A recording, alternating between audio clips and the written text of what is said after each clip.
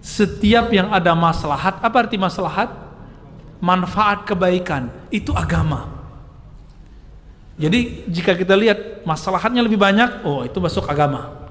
Meskipun tidak ada zaman Nabi sallallahu alaihi wasallam. Jadi Abu Bakar pembid'ah, Umar pembid'ah, Utsman juga bid'ah. Utsman ada dua tadi ya, Quran dibuat, terus azan.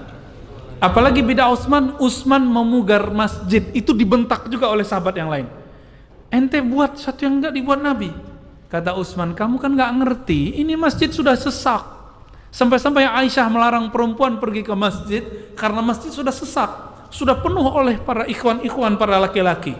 Perempuan enggak bisa lagi sholat di masjid. Maka Utsman memugar masjid. Udah berapa bid'ah itu? Ya.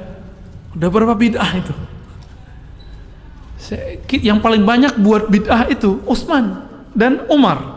Ini dua sahabat Nabi yang banyak buat hal-hal yang baru. Maka Bapak saudara makan Allah, jika bid'ah itu nyata di kalangan sahabat, maka kita nggak boleh terjemahkan kullu bid'ah itu sesat. Masya Allah, ilmiahnya dengan tanda kutip. Sebaik-baik bid'ah, senikmat-nikmat bid'ah adalah ini, tatkala sholat tarawih di masa beliau dikerjakan berjamaah. Jawaban kita, itu Umar. Pertama kita jawab, biar lebih telak lagi.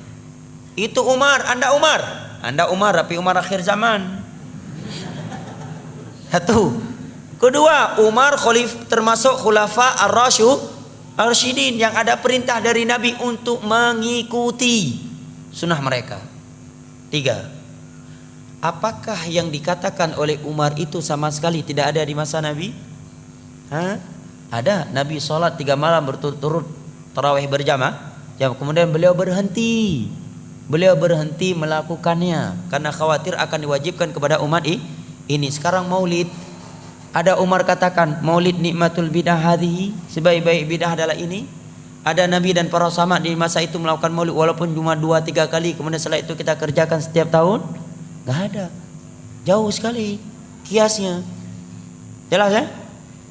Kemudian ada yang membawa dalil juga, lah Utsman bin Affan itu mengumpulkan Al-Quran 30 juz di masa Nabi, kan belum ada. Berarti nggak mesti setiap bidah yang nggak ada di masa Nabi kalau kita lakukan bidah katanya. Jawabannya itu Utsman Pak, Anda Utsman bukan, walaupun nama bapak Utsman tapi Utsman akhir zaman. Kedua, Utsman khulafa ar-rasyidun yang ada perintah khusus dari Nabi untuk mengikuti sunnah mereka. Ketiga, perbuatan Utsman tersebut disaksikan oleh seluruh para sahabat Nabi dan seluruh kaum muslimin di masa itu dan tidak ada yang mengingkarinya, semuanya sepakat. Itulah yang disebut dengan al-ijma' al-muntabit al-qat'i, yang wajib diikuti dan tidak boleh diselisihi. Bidah yang Anda lakukan ini ijma' enggak. Jangankan tingkat internasional, tingkat daerah aja enggak ijma'. Ya kan? Ya, jangankan tingkat internasional, tingkat daerah aja, tingkat kecamatan enggak ijma'. Gimana mau diikuti? Keempat, Utsman bin Affan melakukan hal tersebut ini bentuk merealisasikan keumuman firman Allah, inna alaina jam'ahu wa qur'ana.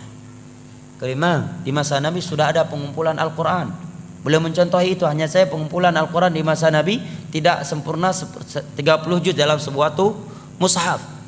Kenapa? Karena fasilitas masih terbatas, sehingga Al-Quran tertulis di lempengan-lempengan batu, ya, di lembaran-lembaran, di pelepah-pelepah kurma, di ke dada-dada manusia karena hafalan yang sangat banyak. Kemudian di parang Yamamah sekian para sahabat ahli Al-Quran, penghafal Al-Quran meninggal dunia.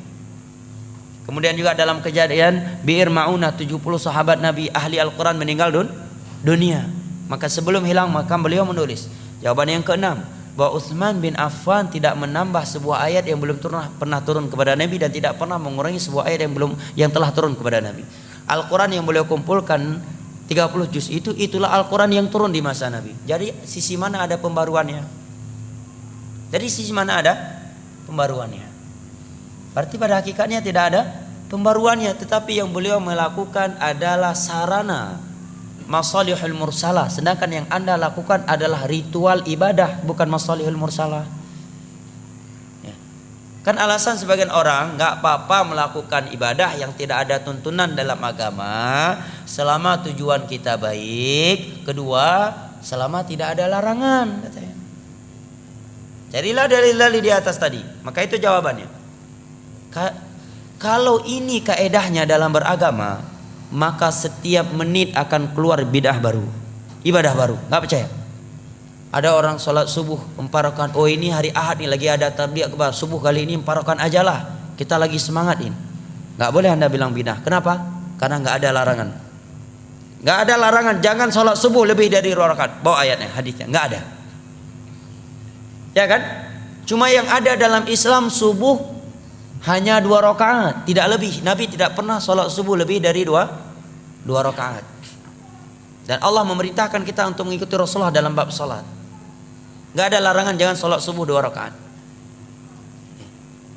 Kalau kaedahnya yang penting baik, selama tidak ada larangan maka boleh, berarti boleh sholat subuh lebih dari 2 rakaat karena nggak ada larangannya dan tujuan kita pun baik. Datang satu orang lagi mau masuk rumah baru, tahiyatul rumah dululah 2 rakaat.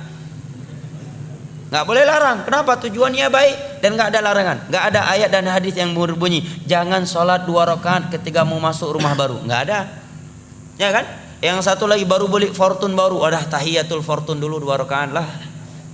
Nggak bisa Anda larang. Kenapa? Karena kaedahnya tadi nggak apa-apa melakukan ibadah baru selama tujuan baik dan kedua nggak ada larangannya. Nggak ada larangan. Jangan sholat. Ada dalam surah Al-Baqarah jangan sholat 2 rakaat ketika mau naik fortune baru. Nggak ada. Berarti setiap detik, setiap menit akan timbul ibadah baru. Makanya sahabat Abdullah bin Mas'ud menyatakan ittabi'u wa la tabtadi'u faqad kufitum. Dalam masalah ibadah, masalah agama ikuti saja apa yang telah ditinggalkan oleh Rasulullah dan para sahabatnya. Jangan membuat bid'ah. Jangan membuat ibadah-ibadah baru. Apa yang mereka tinggalkan untuk kalian itu sudah cukup demi Allah ya jamaah. Demi Allah kalau kita jujur beragama, apa yang sudah ada dalam agama ini demi Allah tidak mampu kita melakukan secara keseluruhan, secara totalitas.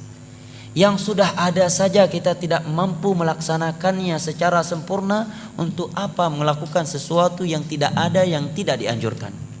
Sekarang sebagai contoh zikir, setelah sholat 5 waktu saja sekarang terkadang kita sering lupa zikir, ya kan?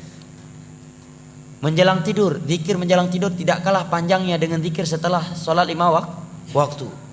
Mendengarkan suara ayam di pertengahan akhir malam, ada zikirnya. Gonggongan dengan anjing, ada zikirnya. Bangun tidur, ada zikirnya. Mau masuk WC, ada zikirnya. Keluar WC, ada zikirnya. Ingin mensutuk, ingin melakukan hubungan pasangan suami istri dengan istri, ada zikir khusus. Melihat buah-buahan telah matang, ada zikir khusus. Datang angin, topan dan semisal dengannya, ada zikir khusus. Suara petir, ada zikir khusus. Sekian zikir. Ini saja 24 jam ini penuh dengan ibadah zikir. Itu saja udah nggak mampu kita lakukan. Itu apa mengada-adakan yang tidak ada.